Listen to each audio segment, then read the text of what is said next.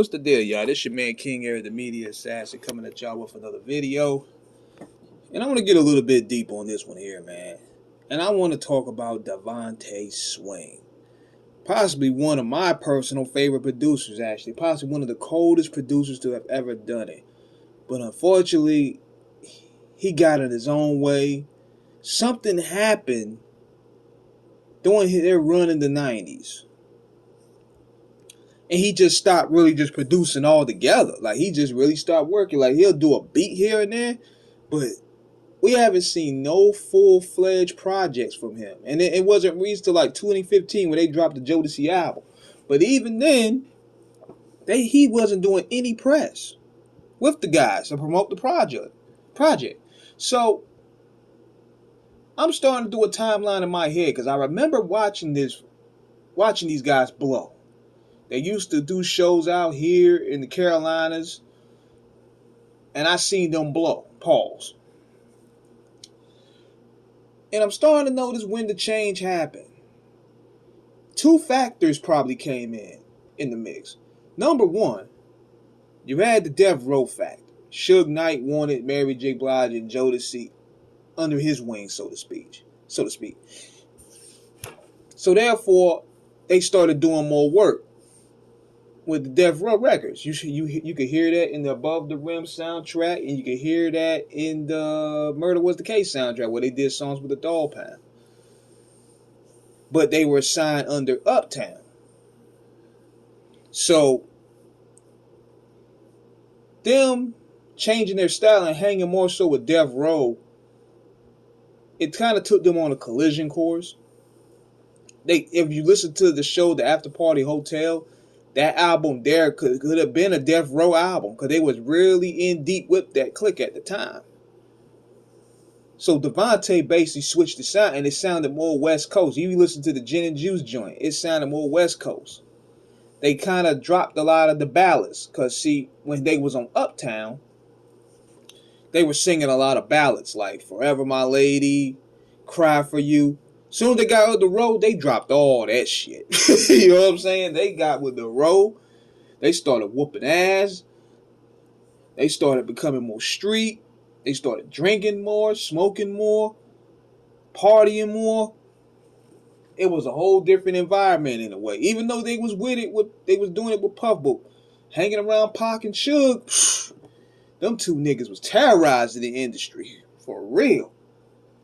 I could probably guarantee that Pac and Suge probably smashed damn near 90% of the industry. The entertainment industry. And it's because it's like every day you see new stories. You see new stories on these new platforms. And that could be number one on what happened with Devante. Because, you know, as they was making that transition to Death Row Records had crashed. Then Casey and JoJo, they wanted to get out the Jodeci thing and, you know, do more subtle, mature type music because they was really wild. So that probably was number one. And number two, and this is what a lot of people don't talk about, and they recently now talking about, is that robbery. Now, in 1993, Devante was beaten and robbed of his jewelry in his own hotel. People were rumored to say, it was rumored to have said that he was even sexually assaulted in that situation. I don't know for sure. I'm gonna show y'all the article. It was the 1993 robbery at his house. Hold on, I'm gonna read this to you guys real quick. Cause here's one thing about what we do is we do our research. Yeah, it's right here. It said it right here. July 27th, 1993. Jodeci singer is tied up, robbed, and jewelry at home. Devante Swing, a member of the R&B group Jodeci, was tied up by armed robbers who ransacked his house and stole about $20,000 in jewelry, the New Jersey newspaper said. The robbery came Friday at the home of Devante Swing, 23, whose real name is Donald Grante. The record of Hackensack reported Sunday, cited police sources. I'm not paying for that. Hold on, I'm not paying for none of that shit. This is the thing. I'm not paying for no subscription. How you gonna sit there and charge me for subscription for old news? This happened in 1993. They want me to pay to read this. But yet it's common knowledge. Hold on, I'm gonna find another article. Hold on, I'm gonna find another article right quick. So here it is right here. I'm gonna find that same article, you guys.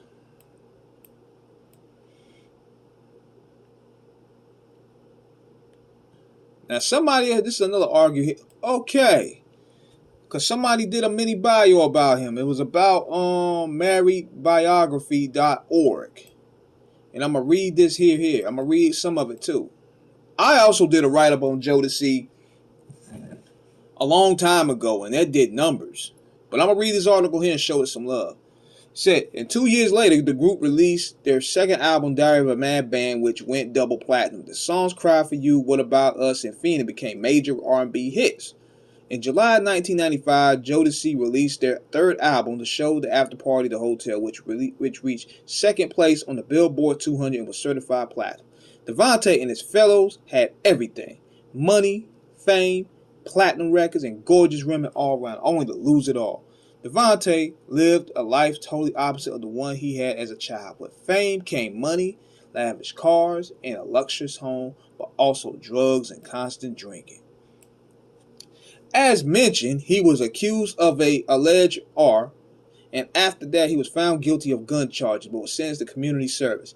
However, despite those problems, Devante continued to be high demand and work. In 1993, when his house was robbed, many believed that this was the night which changed Devante's life forever. Intruders broke into Devante's home in New Jersey, assaulted him, and robbed him of $20,000 worth of jewelry. Rumor even went as far as to claim he was sodomized during this attack, and it seemed that something as occurring that night traumatized him. His erratic behavior since the incident shows that. After Jodeci's third album, Devante vanished out of the limelight and focused on discovering new music talents. He mentored many popular singers such as Missy Elliott, Stevie J, Timbaland, and Flo Rida. Many of them saying about Devante that he played the role of a teacher and also a father figure. But there were also times where Devante's demons would start, and he would shout in anger and then would become very unapproachable and distant. Okay. So now, hold on. He said, Devante has also been a subject of various rumors with his love life, even his sexual orientation was doubted. Out of the rumors that he had a secret relationship with Madonna. God dang, how many people Madonna? Who hasn't been with Madonna? You know what Madonna is? Madonna is basically the industry's doorknob. As soon as you sign that contract, everybody gets a turn. You know what I'm saying? It's like they put it in your contract. Must smash Madonna. Everybody, every black athlete or rapper in the 90s, they probably had that in their contract. Must sleep with Madonna on their contract. There was a photo featuring them, two of them sitting close together. According to the Rolling Stone magazine, it's a second before the picture was taken. Madonna kissed Devante on the lips. However, neither Devante nor Madonna commented on these speculations. He was also in relationships with actresses Kadada Hack and Kim Porter, Puffy's baby mother. Okay, that's very interesting. Wow, that's very interesting, man. So, I'm thinking, and this is me personally, I remember seeing the change within himself physically. He started getting more tats. He started acting more bizarre. Y'all remember when Jodeci came out in the BET Awards in 2001? This was the first ever BET Awards, and Devante looked strung out. He looked strung all the way out. He kept grabbing his crotch. He kept on walking around, pantsing around. I was like, what is wrong with this dude? So, I don't know what it is. It's just like, since that day, he's never been the same. Something definitely happened. And I'm hoping that somebody can get an interview with him. He's never really done any interviews. He's never done any press at all. Even when Jodeci dropped their last album in 2015, he didn't do no interviews. So what is going on with this guy? Devante is what I consider one of the greatest producers, one of the greatest arrangers and engineers I ever heard. But damn, man, he'll drop a beat here and there, but Lou, I'm like, man, we need a full meal. And he still got it. And what's wild is he found it Missy, he found it Timberland, he found it Genuine, he found it Tweet. He should have been eating off that alone. But even Stevie J said that he tried to be like Suge Knight. He was slapping niggas up and stuff. I was like, wow. But let me know what you guys think in the comments, man. I just think this is just a sad example of wasted talent. Because Devante Swing, man, has some of the coldest beats ever. That nigga was in high demand next to Dr. Dre, next to Teddy Riley, next to Teddy Riley. It was Teddy Riley, it was Dr. Dre, Devante Swing.